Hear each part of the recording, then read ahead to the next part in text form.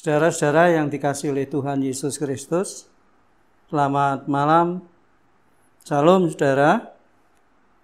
Kita bertemu kembali dalam kebaktian 10 hari menyongsong turunnya Roh Kudus yang sudah kita laksanakan sampai hari terakhir malam ini. Dan firman Tuhan saudara yang menjadi dasar ibadah kita malam ini diambil dari Efesus 5 ayat 18 sampai dengan 21. Sebelum kita membaca, mari kita berdoa. Bapa yang di surga, di dalam nama Tuhan Yesus Kristus, sebentar lagi Tuhan kami akan membaca dan merenungkan firman-Mu. Berkati kami semua, kami boleh menerima, boleh menggumuli, terlebih boleh melakukan firman-Mu dalam kehidupan kami sehari-hari. Di dalam nama Tuhan Yesus Kristus kami berdoa. Amin. Saudara, demikian firman Tuhan yang ada di dalam kitab Efesus 5 ayat 18 sampai 21. Dan janganlah kamu mabuk oleh anggur, karena anggur menimbulkan hawa nafsu, tetapi hendaklah kamu penuh dengan roh. Dan berkata-katalah seorang kepada yang lain dalam mazmur, kidung puji-pujian, dan nyanyian rohani. Bernyanyi dan bersoraklah bagi Tuhan dengan segenap hati. Ucapkanlah syukur senantiasa atas segala sesuatu dalam nama Tuhan kita Yesus Kristus kepada Allah dan Bapa kita. Dan rendahkanlah dirimu seorang kepada yang lain di dalam takut akan Kristus. Demikian firman Tuhan, saudara. Berbahagialah kita semua yang mendengar dan melakukannya. Tema yang sudah ditetapkan oleh gereja yaitu hidup dipenuhi Roh Kudus. Hidup dipenuhi oleh Roh Kudus. Saudara-saudara yang dikasihi oleh Tuhan, tidak sedikit orang yang mengutamakan kesenangan jasmani. Moto mereka ialah masa kecil, bahagia, masa muda, foya-foya, masa tua, kaya raya.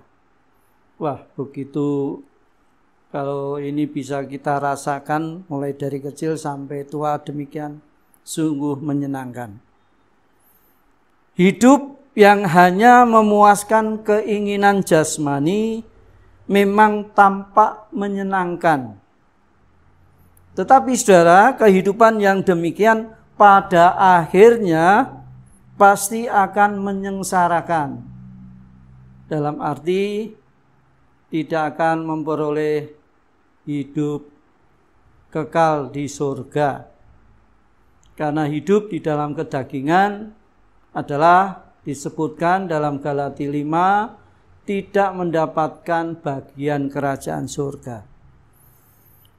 Ayat 18 firman Tuhan mengajar, janganlah kamu mabuk oleh anggur, karena anggur menimbulkan hawa nafsu, tetapi hendaklah kamu penuh dengan roh.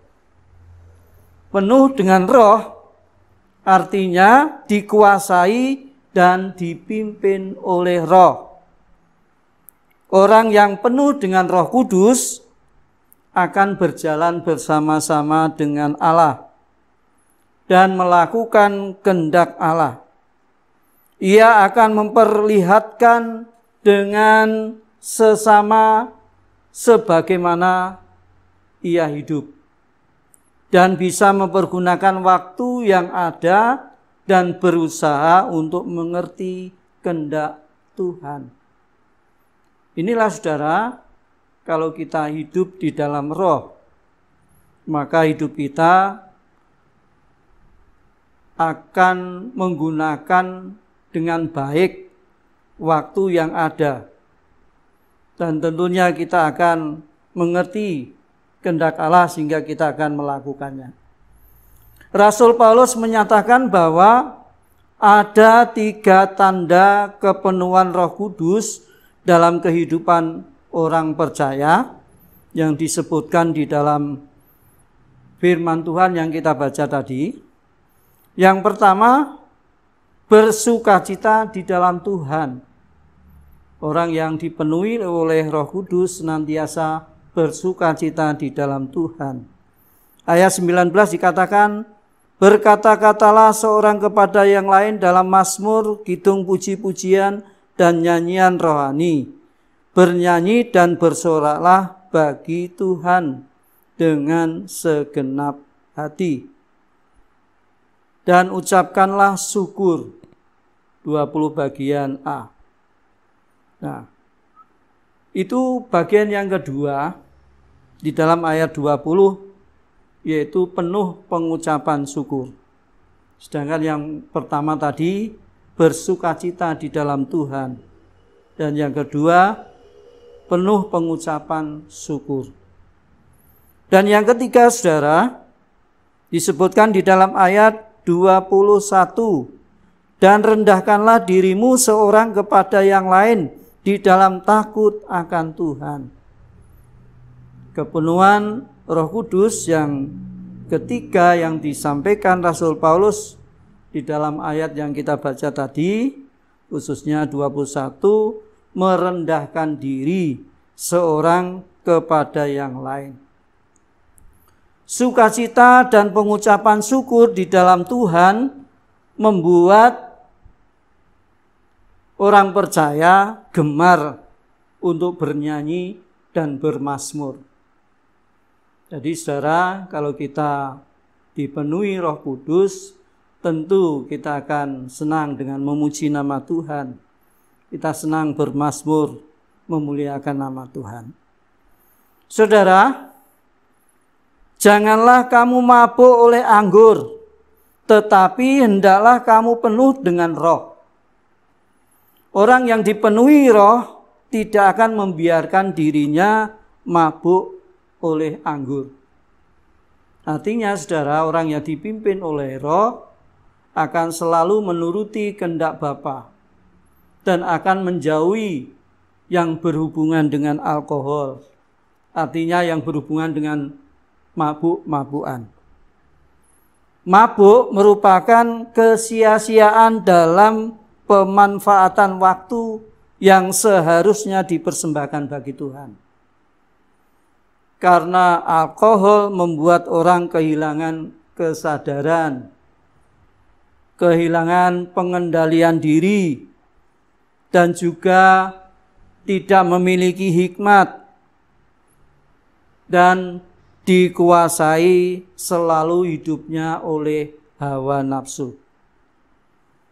Tetapi hal sebaliknya akan terjadi bila orang dikuasai oleh Roh Kudus, maka ia akan bekerja dalam diri setiap waktu hanya untuk Tuhan, hanya untuk kemuliaan nama Tuhan, untuk menghasilkan hal-hal terbaik dalam hidupnya bagi kemuliaan Tuhan.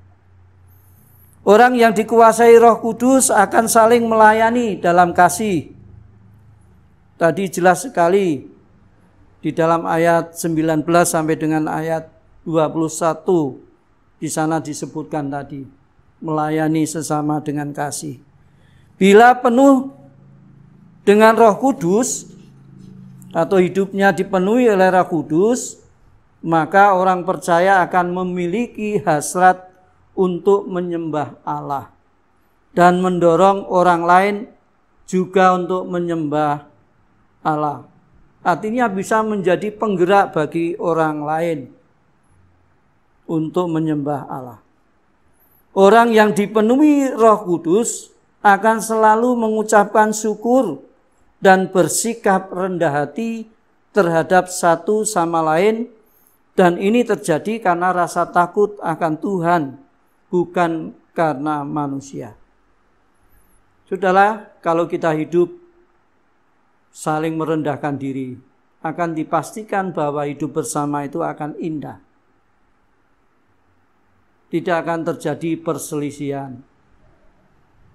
Tidak ada kejadian perpecahan. Kalau kita saling mengasihi, saling merendahkan diri satu dengan yang lain, maka kita akan bisa hidup bersama dengan baik. Saudara-saudara, kenapa sering terjadi perkelahian, sering terjadi keributan, pembunuhan, pemerkosaan, dan lain sebagainya? Pemicunya karena manusia tidak mampu menguasai diri dan mudah melakukan tindakan di luar kendali. Dan juga tidak peduli dengan sesama. Dan itu sering kali terjadi karena disebabkan orang mabuk, orang menuruti hawa nafsu. Oleh sebab itu, saudara, seringkali dalam berita-berita yang kita lihat, kalau terjadi pembunuhan, perampokan, pemerkosaan, seringkali itu karena pengaruh alkohol, karena sedang mabuk. Mari saudara, kita yang hidup, yang sudah dipenuhi oleh Roh Kudus, tetaplah bersukacita, mengucap syukurlah selalu, dan merendahkan diri seorang kepada yang lain, serta hidup kita harus bisa menjadi berkat bagi orang lain, supaya dalam kehidupan bersama itu akan kita rasakan keindahan. Dan damai sejahtera Allah itu akan turun dan diberikan kepada kita semua. Kiranya saya dan Anda semua selalu dipenuhi oleh Roh Kudus, sehingga kita bisa senantiasa bersukacita, kita akan senantiasa mengucap syukur, dan kita senantiasa merendahkan diri seorang kepada yang lain. Tuhan Yesus memberkati. Amin. Mari saudara kita berdoa. Kami naikkan syukur kepadamu ya Bapa.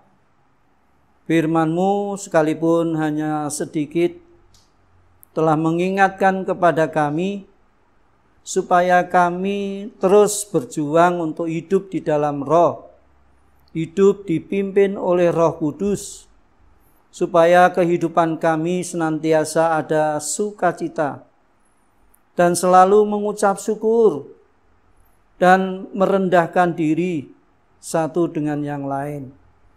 Dengan demikian Tuhan, kehidupan kami akan berguna bagi kehidupan bersama. Karena dengan dipimpin oleh Roh Kudus, kami bisa hidup bersama dengan baik satu dengan yang lain. Terima kasih Tuhan, kiranya Roh Kudus-Mu senantiasa melimpah atas kami, memimpin perjalanan hidup kami. Di dalam nama Tuhan Yesus Kristus kami berdoa. Amin.